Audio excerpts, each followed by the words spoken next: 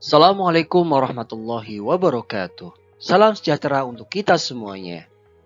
Bagaimana kabarnya teman-temanku semuanya? Semoga semuanya dalam keadaan sehat ya. Kembali lagi di Media Belajar Channel. Medianya belajar kita semuanya.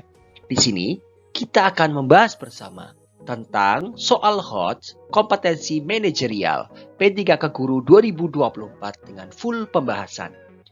Nah, silakan nanti teman-teman pahami, catat, dan aplikasikan. Sehingga harapannya teman-teman dapat menjawab soal manajerial nantinya dalam tes P3K dengan nilai sempurna. Nah, di sini kami akan menjelaskan dulu tentang kisi-kisi dari Kemenpan RB tentang kompetensi manajerial ya. Oke. Jadi, teman-teman, dalam Kemenpan RB nomor 384 tahun 2024 mengenai materi kompetensi manajerial bertujuan untuk menilai komitmen, kemampuan, dan perilaku individu dalam berorganisasi yang dapat diamati dan diukur, meliputi kompetensi 1. Integritas 2. Kerjasama 3. Komunikasi 4. Orientasi pada hasil 5. Pelayanan publik 6. Pengembangan diri dan orang lain 7. Mengelola perubahan dan 8. Pengambilan keputusan. Jadi, nantinya soal yang akan kita bahas adalah mengenai 8 komponen ini ya teman-teman. Sehingga nanti harapannya teman-teman dapat menguasai 8 komponen ini sehingga dapat menjawab soal manajerial dengan sebaik-baiknya. Sehingga mendapatkan nilai yang sempurna. Oke, kita langsung saja ke pembahasan soal. Tapi sebelum itu, ayo. Yang belum like, ayo tekan tombol like-nya. Yang belum share, ayo dibantu share. Dan yang belum subscribe, ayo di-subscribe. Dan jangan lupa nyalakan notifikasi lonceng ya, agar nanti teman-teman mendapatkan video terupdate dari kami. Oke ya? Oke, langsung saja kita pembahasan soalnya. Soal pertama, yaitu soal mengenai integritas. Pak Budi adalah seorang guru di sekolah menengah. Pada suatu hari, dia diminta oleh kepala sekolah untuk mengawasi ujian praktik siswa. Namun, ia juga menerima permintaan dari orang tua salah satu siswa agar memberikan kelonggaran nilai kepada anak mereka yang sedang mengalami masalah keluarga.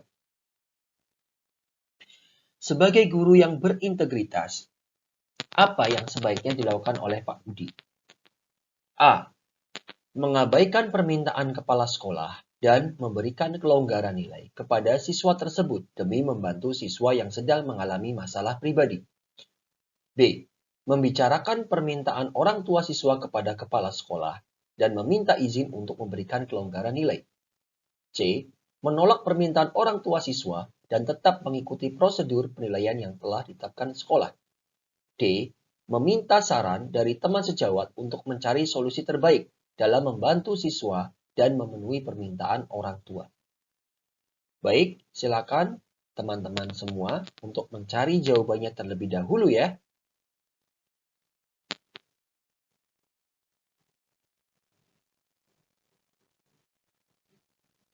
Oke, jawabannya apa teman-teman? Ya, jawabannya adalah C yang tepat ya. Nah, kenapa kok C? Coba kita ulas bersama. Untuk soal nomor 1, mengabaikan permintaan kepala sekolah dan memberikan kelonggaran. Ini jelas salah ya teman-teman ya. Jadi tidak boleh kalau dalam aspek integritas kita benar-benar harus sesuai dengan aturan yang telah ditetapkan. Kemudian membicarakan permintaan orang tua siswa kepada kepala sekolah. Nah, ini juga tidak tepat ya teman-teman. Ya, kemudian meminta izin untuk memberikan kelonggaran nilai. Ini juga tidak tepat, artinya tidak adil. Jadi integritas itu ada kejujuran, keadilan. Nah, itu yang harus ditegakkan oleh seorang guru di dalam memutuskan sesuatu. Kemudian yang D, meminta saran dari teman sejawat untuk mencari solusi terbaik dalam membantu siswa. Dalam membantu siswa ini juga salah ya, apalagi memenuhi permintaan orang tua itu juga salah. Jadi yang tepat adalah apa? Menolak permintaan orang tua. Maksud di sini mungkin meminta permintaan orang tua secara halus dan tetap mengikuti prosedur penilaian yang telah ditetapkan sekolah. Jadi kita juga harus tetap menegakkan keadilan. Ya, yang namanya penilaian itu berarti harus sesuai dengan prosedur yang ada. Tidak boleh ditambah, tidak boleh dikurangi. Disesuaikan dengan kemampuan siswa itu masing-masing. Seperti teman-teman ya. Semoga teman-teman dapat memahaminya dengan baik. Kita lanjut lagi ke soal berikutnya. Bu Anita adalah seorang guru yang baru bergabung di sebuah sekolah dasar. Ia mendapat tugas untuk menjadi bagian dari tim guru yang merancang program literasi sekolah. Saat pertemuan tim, Bu Anita merasa memiliki banyak ide kreatif yang dapat meningkatkan minat baca siswa. Namun, ide-ide tersebut berbeda dari ide-ide yang sudah dibicarakan oleh rekan-rekan guru lainnya. Apa yang sebaiknya dilakukan oleh Bu Anita agar dapat berkontribusi secara positif dalam tim? A. Mengajukan ide secara terbuka meskipun berbeda dan berharap rekan-rekan menyetujuinya. B. Menyampaikan idenya sambil mengkritik ide rekan lain yang ia anggap kurang efektif. C. Menyimak ide-ide dari rekan-rekan terlebih dahulu, kemudian menawarkan idenya dengan cara yang mendukung diskusi. D. Menyimpan idenya sendiri karena merasa tidak ingin memicu perbedaan pendapat dalam tim. Baik, silakan teman-teman untuk mencari jawabannya terlebih dahulu ya. Ini soal berkaitan dengan kerjasama.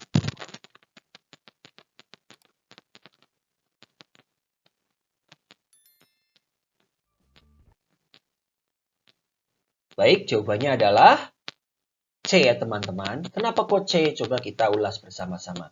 Mengajukan ide-idenya secara terbuka meskipun berbeda dan berharap, nah ini. Dan berharap rekan-rekan menyetujuinya. Ini. Ya, jadi namanya diskusi itu pasti ada yang menyetujui, ada pun tidak seperti itu. Ya, jadi jangan memaksakan sesuatu.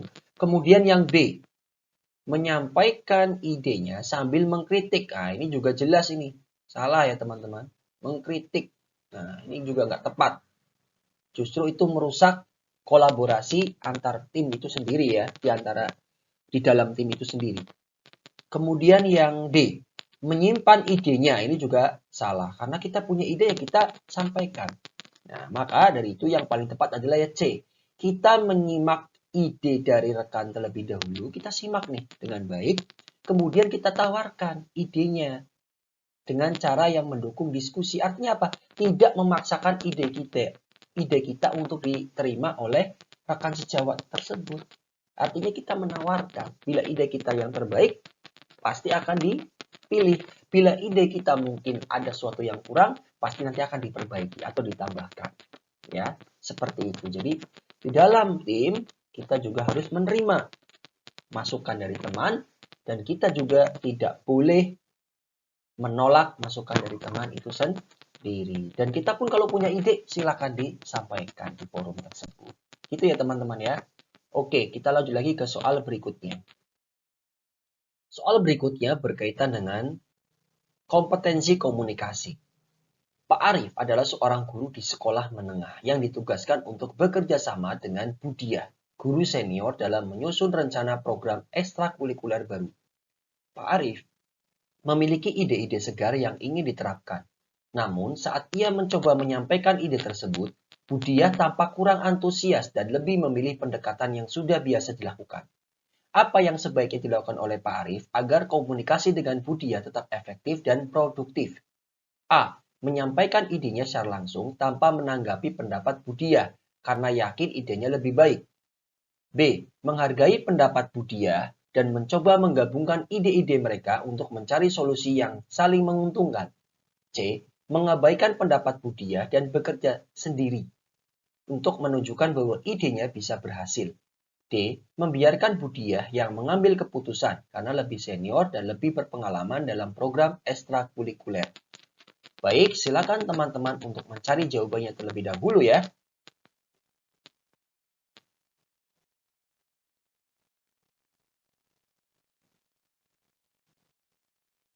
Oke, jawabannya adalah B ya teman-teman. Oke, kenapa B? Kita ulas bersama. Yang A ya, menyampaikan idenya secara langsung tanpa menanggapi. Ya, ini kurang tepat ya, tanpa menanggapi pendapat Budia. Ini dapat merusak tim ya teman-teman. Jadi ini komunikasi yang tidak baik.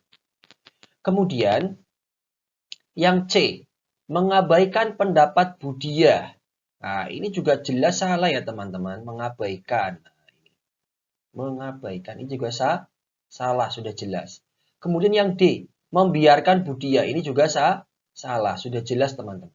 Jadi jawaban yang tepat adalah yang B ya teman-teman, yaitu menghargai pendapat budaya dan mencoba menggabungkan ide-ide mereka untuk mencari solusi yang saling menguntungkan. Seperti teman-teman ya. Oke, kita lanjut lagi ke soal berikutnya. Baik, kita lanjut ke soal berikutnya, yaitu tentang orientasi pada hasil. Bu Santi adalah seorang guru yang baru saja ditunjuk menjadi koordinator kegiatan literasi di sekolahnya. Kepala sekolah menargetkan peningkatan jumlah siswa yang aktif membaca dan memahami buku setiap bulan. Namun, Bu Santi menemukan bahwa sebagian besar siswa kurang tertarik pada kegiatan literasi yang diadakan. Apa yang sebaiknya dilakukan Bu Santi untuk mencapai target yang telah ditetapkan? A. Memaksa siswa untuk mengikuti kegiatan literasi dengan memberikan nilai tambahan bagi yang hadir. B. Mengevaluasi kegiatan literasi yang ada, mengidentifikasi kekurangannya, dan menyesuaikan program agar lebih menarik bagi siswa. C. Mengabaikan target yang telah diberikan karena Bu Santi merasa siswa memiliki banyak kegiatan lain yang juga penting. D. Meminta kepala sekolah untuk menurunkan target karena merasa target tersebut terlalu sulit dicapai dalam waktu singkat. Oke, silakan teman-teman untuk mencari jawabannya terlebih dahulu ya.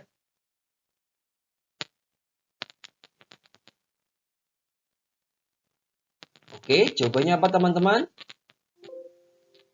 Ya, jawabannya adalah B ya. Oke, kita ulas. Yang A, memaksa siswa. Jelas salah ya teman-teman. Oke, kemudian mengabaikan target. Ini juga salah teman-teman.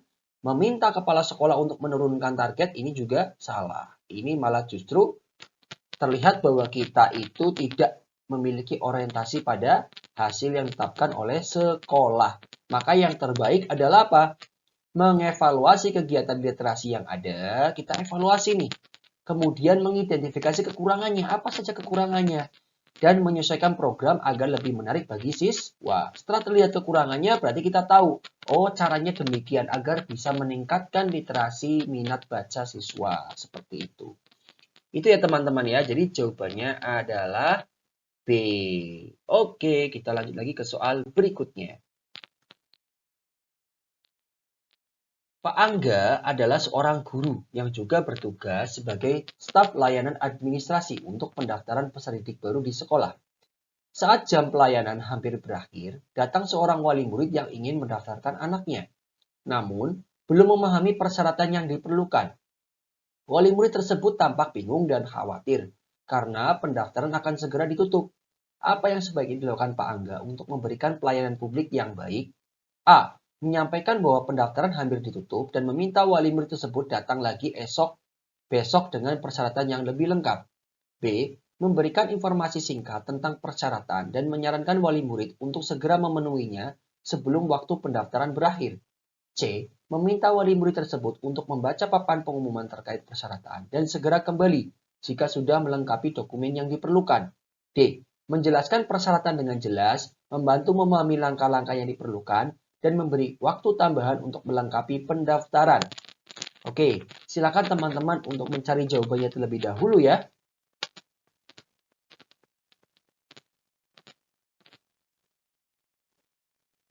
Baik, jadi ini soal tipenya adalah pelayanan publik ya teman-teman. Oke, jadi jawabannya adalah D ya teman-teman. Kok D? Kenapa? Baik, kita ulas bersama. A. Menyampaikan bahwa pendaftaran hampir ditutup dan meminta wali murid tersebut datang lagi esok dengan persyaratan yang lebih lengkap. Ini bukan urutan prosedur dalam pelayanan publik ya teman-teman.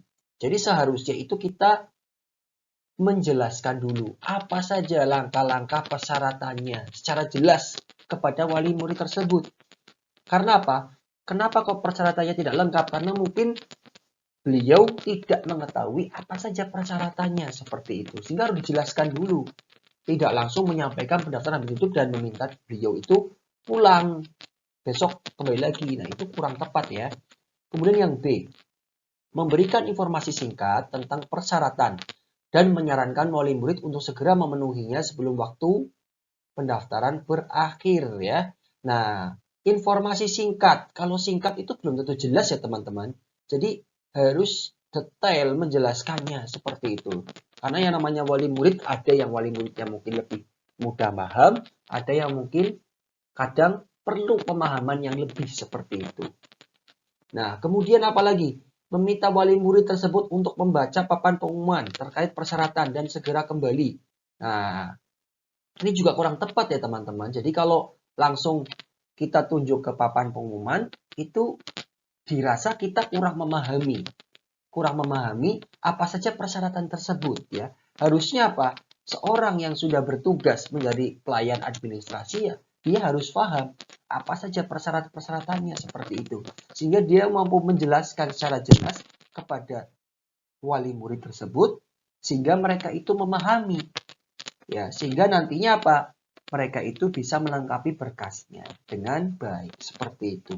Jadi, jawaban yang paling tepat memang adalah D. Apa? Yaitu menjelaskan persyaratan dengan jelas, membantu memahami langkah-langkah yang diperlukan, dan memberikan waktu tambahan untuk melengkapi pendaftaran. Artinya apa? Bisa silakan untuk melengkapi pendaftaran, tapi kita jelaskan dulu secara jelas. Membantu memahami langkah-langkahnya. Ini loh Pak, seperti ini. Atau ini loh Bu, ini seperti ini. Sehingga beliau bisa jelas, sehingga nanti persyaratan yang dibawa pun tidak kurang kembali seperti itu. Gitu ya teman-teman ya. Oke, kita lanjut lagi ke soal berikutnya. Soal selanjutnya mengenai pengembangan diri dan orang lain. Bu Rini adalah seorang guru yang sudah berpengalaman dalam mengajar dan baru saja mengikuti pelatihan tentang metode pembelajaran kreatif untuk meningkatkan motivasi belajar siswa. Setelah pelatihan, Bu Rina merasa metode ini sangat bermanfaat dan ingin membagikan pengetahuannya kepada rekan-rekan guru di sekolahnya. Namun, sebagian besar rekan guru merasa metode konvensional yang mereka gunakan sudah cukup dan enggan mencoba metode yang baru. Apa yang sebaiknya dilakukan Bu Rina untuk mengembangkan dirinya sekaligus membantu pengembangan profesional rekan-rekannya? A. Menerapkan metode pembelajaran kreatif di kelasnya sendiri dan tidak perlu membagikannya ke rekan guru lain. B. Mengundang rekan-rekan guru untuk melihat hasil pembelajaran di kelasnya dan berdiskusi tentang manfaat metode kreatif tersebut. C. Menyampaikan kepada kepala sekolah agar mewajibkan seluruh guru menerapkan metode kreatif di kelas masing-masing. D. Mengkritik cara mengajar rekan-rekan yang konvensional agar mereka terdorong untuk mencoba metode baru. Oke, silakan teman-teman untuk mencari jawabannya terlebih dahulu ya.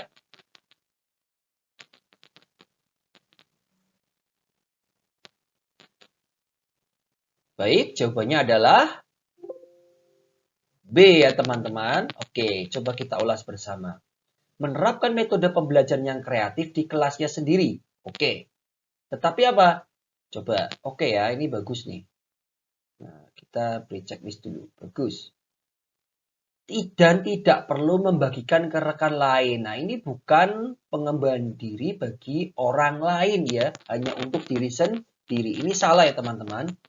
Kemudian, mengundang rekan-rekan guru untuk melihat hasil pembelajaran di kelasnya dan berdiskusi tentang manfaat metode kreatif tersebut. Nah, berarti mengembangkan diri sendiri dan orang lain. Nah, ini bagus ya teman-teman. Jawaban yang tepat. Kemudian yang C, menyampaikan kepada kepala sekolah agar mewajibkan seluruh guru. Nah, ini memerintah kepala sekolah, ini jelas salah ya. Mengkritik cara mengajar rekan-rekan, ini juga salah. Jadi jawaban yang paling tepat adalah B ya teman-teman. Mengundang rekan-rekan guru untuk melihat hasil pembelajaran di kelasnya dan berdiskusi ya. Jadi bukan menggurui tapi berdiskusi tentang manfaat metode kreatif tersebut. Jadi saling observasi gitu ya. Observasi kelas. Ya, jadi kalau kita punya metode baru, kita mempersilahkan teman-teman untuk melihat sehingga kita belajar berbagi praktik baik kepada rekan sejawat. Seperti itu tuh ya. Oke, kita lanjut lagi ke soal berikutnya. Soal berikutnya yaitu mengenai pengelola perubahan. Oke, kita lanjut. Pak Anton adalah seorang guru di sekolah yang baru saja menerapkan kurikulum baru dengan pendekatan berbasis proyek. Namun, beberapa guru di sekolahnya merasa kesulitan menyesuaikan diri dengan perubahan ini dan cenderung kembali ke metode pembelajaran lama. Sebagai guru yang ditunjuk untuk membantu rekan-rekannya beradaptasi, apa yang sebaiknya dilakukan Pak Anton untuk mengelola perubahan ini dengan efektif? A. Mengadakan sesi berbagi pengalaman dengan rekan-rekan guru, membahas tantangan, dan menemukan solusi bersama untuk mengimplementasikan kurikulum baru. B. Memberitahu kepala sekolah agar mengingatkan seluruh guru untuk mengikuti perubahan tanpa mempertanyakan metode yang ada. C. Mengabaikan kesulitan yang dialami rekan-rekan dan tetap fokus pada tugasnya sendiri dengan kurikulum baru. D. Meminta rekan-rekan guru untuk mengikuti metode yang digunakan Pak Anton tanpa penyesuaian karena metode tersebut sudah berhasil diterapkan di kelasnya. Oke, silakan teman-teman untuk mencari jawabannya terlebih dahulu ya.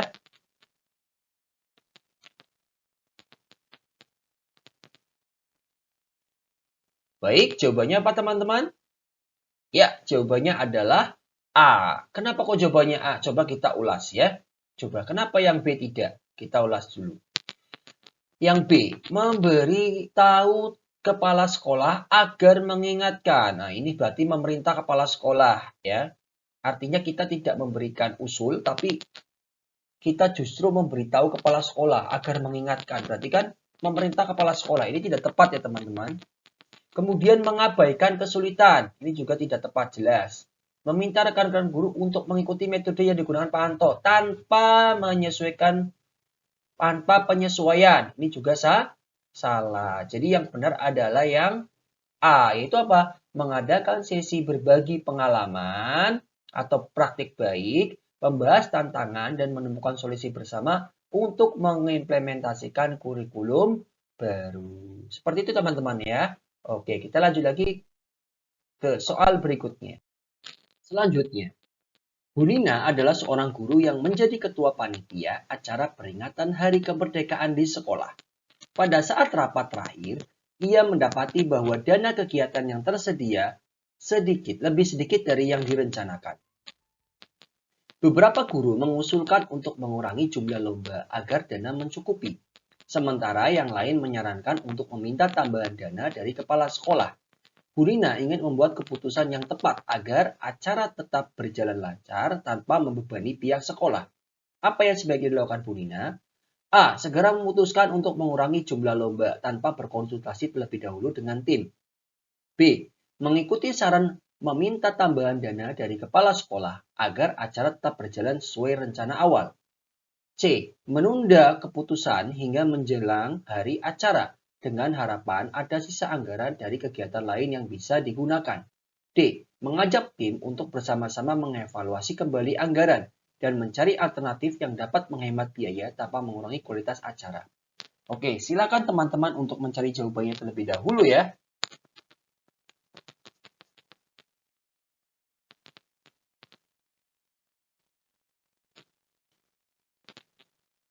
Baik, jadi soal ini adalah soal tipe pengambilan keputusan.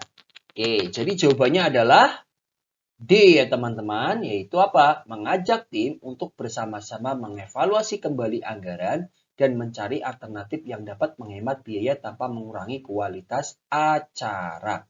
Oke, kita ulas ya. Kenapa A tidak? Segera memutuskan untuk mengurangi jumlah lomba tanpa berkonsultasi ya. Walaupun jadi pemimpin, tapi kita juga harus berkonsultasi. Artinya apa? Tetap tim kita itu diajak untuk rembuk, berdiskusi seperti itu. Ya.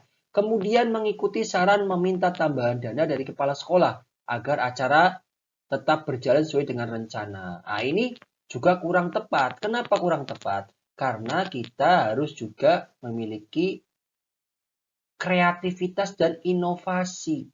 Tidak semuanya sedikit-sedikit meminta tambahan. Sedikit meminta tambahan. Itu berarti kita kurang bisa menjadi orang yang dapat mengambil keputusan dengan baik. Ya. Artinya apa? Tidak mandiri. Nah, seperti itu. Ini juga kurang tepat. Kemudian menunda keputusan hingga menjelang hari acara. Ini juga kurang tepat. Malah justru nanti merugikan acara. Ya, apalagi berharap ada sisa anggaran. Nah, ini. Kemudian mengajak tim untuk bersama-sama mengevaluasi kembali anggaran. Nah, ini bagus nih. Ya, mengevaluasi kembali anggaran. Barangkali ada anggaran yang terlalu besar, terlampau besar, sehingga bisa dikurangi dan dimasukkan kepada lomba tertentu yang memang butuh dana seperti itu. Kemudian mencari alternatif yang dapat menghemat biaya. Kita cari alternatifnya. Bagaimana caranya? Oh, memanfaatkan sumber daya yang ada di sekolah. Ya, jadi yang ada di sekolah kita berdayakan, tidak harus beli seperti itu. Ya, jadi apa-apa yang sesuatu yang sudah ada di sekolah kita berdayakan dengan sebaik-baiknya. Nah, sehingga apa? Dapat menghemat biaya. Jadi jawaban yang paling tepat adalah D. Seperti teman-teman ya. Oke. Nah, di sini ada kuis teman-teman. Silakan nanti teman-teman untuk menjawab di kolom komentar. Ya, silakan teman-teman menjawab di kolom komentar. Kira-kira jawabannya apa? Pada suatu pagi, seorang wali murid datang ke sekolah untuk menanyakan tentang jadwal ujian tengah semester anaknya. Wali murid tersebut terlihat terburu-buru karena harus segera kembali bekerja. Namun, petugas administrasi sekolah yang biasa menangani jadwal ujian sedang tidak ada di tempat. Dan hanya ada Bu Mira, seorang guru yang sedang sibuk mempersiapkan materi pelajaran. Apa yang sebaiknya dilakukan Bu Mira untuk memberikan pelayanan publik yang baik kepada wali murid tersebut? A. Memberitahukan wali murid bahwa dia harus menunggu hingga petugas administrasi kembali karena Bu Mira tidak tahu jadwal ujian. B. Memberikan informasi yang dimilikinya mengenai jadwal ujian dan menawarkan untuk membantu lebih lanjut jika diperlukan. C. Menyarankan wali murid untuk datang kembali pada waktunya lebih tepat saat petugas administrasi tersedia. D. Menyuruh wali murid untuk mencari informasi melalui website sekolah karena Bu Mira sedang sibuk dengan persiapan pelajaran. Oke, silakan teman-teman untuk jawab di kolom komentar ya. Oke, nanti yang komentar terbaik maka akan saya sematkan di kolom komentar tersebut ya. Silakan bisa komentar. Mungkin itu yang bisa kami bahas untuk soal manajerial kali ini. Semoga dapat bermanfaat untuk teman-teman sekalian ya. Kemudian teman-teman silakan tunggu untuk soal manajerial di part berikutnya ya, agar nantinya teman-teman dapat benar-benar menguasai kompetensi manajerial ini sehingga nantinya harapannya mendapatkan nilai yang sempurna seperti itu ya. Oke, terima kasih teman-teman, semoga bisa bermanfaat. See you next time. Ya, jaga kesehatan. Wassalamualaikum warahmatullahi wabarakatuh.